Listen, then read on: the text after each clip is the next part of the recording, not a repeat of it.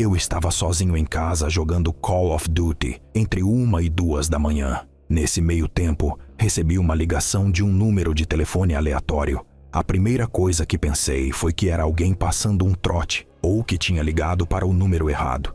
Depois que eu desliguei, alguns segundos depois, recebi outra ligação do mesmo número. Quando isso aconteceu, senti um arrepio na espinha. Mas como eu estava sozinho em casa, pensei que se essa pessoa estivesse só de brincadeira, eu poderia dizer o que quisesse até um de nós desligar. Então eu atendi. Eu disse, alô, com uma voz meio irritada, mas não houve resposta. Em vez disso, tudo que ouvi foi algo que ainda me apavora. Ouvi o que parecia ser o chiado de um gato, mas num tom muito mais grave. Claro que, de surpresa, fiquei hostil na defensiva. Eu disse no telefone, se você ligar para esse número de novo, vou pedir para um amigo meu que é policial rastrear esse número e te prender. Mas isso nem pareceu incomodar quem estava do outro lado da linha. A única resposta que tive foi uma risada perturbadora.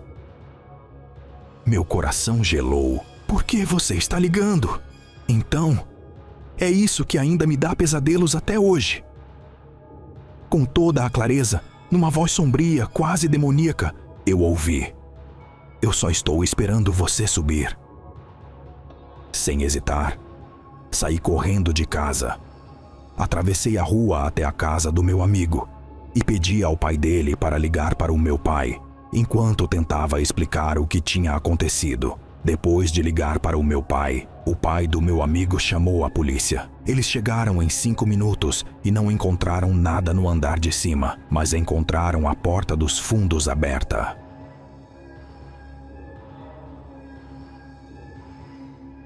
Meu pai era paramédico e depois que se aposentou, continuou amigo de muita gente. Uma delas era minha madrinha, Sônia. A Sônia tinha uma fazenda de coelhos e era muito simpática. Minha família e eu a adorávamos, e meus pais decidiram que ela seria minha madrinha. Mas ela também tinha um irmão chamado Theo. O Theo era um homem muito quieto. Ele nunca falava muito e tinha uma energia meio estranha. Era Natal e todos decidimos jantar juntos. Foi um ótimo jantar, mas a presença dele me deixou muito desconfortável. Enquanto eles estavam lá em casa, minha madrinha e eu estávamos mexendo no computador que meus pais usavam. E notei que meu irmão e o Theo estavam na sala de estar. Fui até lá e os vi apenas assistindo TV. Nada estava acontecendo. No dia seguinte, todos fomos à igreja. E o Theo me perguntou se meu irmão tinha uma conta no Facebook. Eu disse que não, mas comecei a me perguntar por que ele queria ser amigo do meu irmão mais novo. Em algum momento, ele me adicionou no Facebook e notei que a foto de perfil dele era aquela máscara do Anonymous. Estranho. Recebi uma mensagem instantânea dele. A conversa foi assim. E aí? Ele disse. Oi. O que você está fazendo acordada tão tarde? Eu sou uma coruja. Então, geralmente fico acordada até tarde. Isso não deixa seus pais bravos? Ah, eles não se importam. Eu disse. Menina levada, hein? Ficando acordada até tarde? Quer conversar? Na verdade, eu tenho que ir agora. Tenho lição de casa. Eu disse, ficando invisível rapidamente e fechando o chat. Que diabos de conversa foi essa? Ele estava falando comigo como se eu fosse uma vadia ou algo do tipo. A curiosidade foi mais forte e decidi entrar no perfil dele. Ele não tinha a lista de amigos bloqueada. O que eu vi e o que senti naquela noite sempre vai me assombrar. Ele tinha mais de 200 amigos. E todos eles eram rapazes jovens, entre 14 e 18 anos. Fiquei com tanto nojo quando vi que alguns dos meninos estavam sem camisa, de cueca, ou pior, aquele homem estava atrás de rapazes. Era por isso que ele queria saber se meu irmão tinha uma conta no Facebook. Ele queria adicioná-lo à sua lista de meninos doentia. Contei aos meus pais e denunciei a conta dele. Meu pai ficou chocado, mas também não muito surpreso. Aparentemente, o Theo já tinha aparecido no jornal por vender drogas para crianças e por tocá-las. Descobri que o caso foi arquivado porque os meninos disseram que estavam mentindo.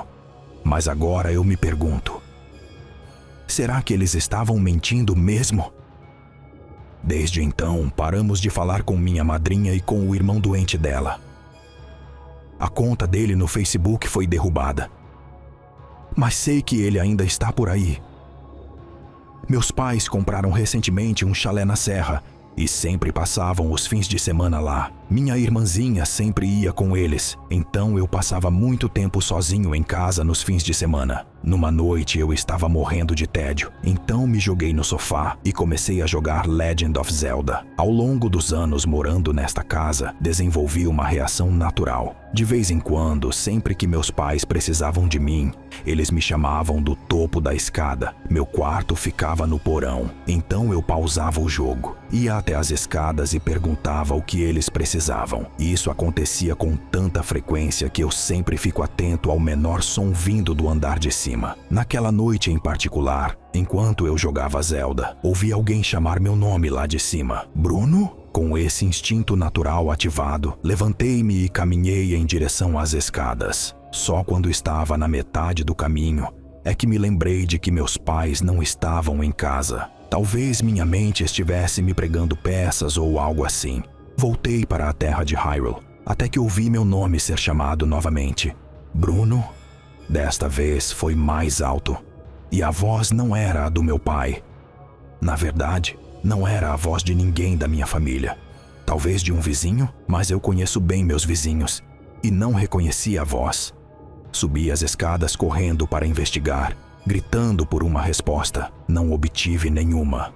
Olhei pela janela da nossa sala de jantar, que me dava uma boa visão da nossa rua. Eu moro numa casa no final de uma rua sem saída, então podemos ver todas as casas da rua. Bem antes de a rua se abrir para o grande círculo de asfalto, havia um poste de luz fraco iluminando a área.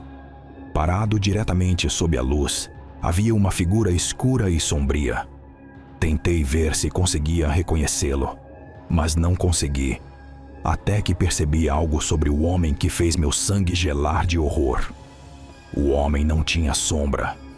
Eu sei disso porque ele estava diretamente sob uma fonte de luz.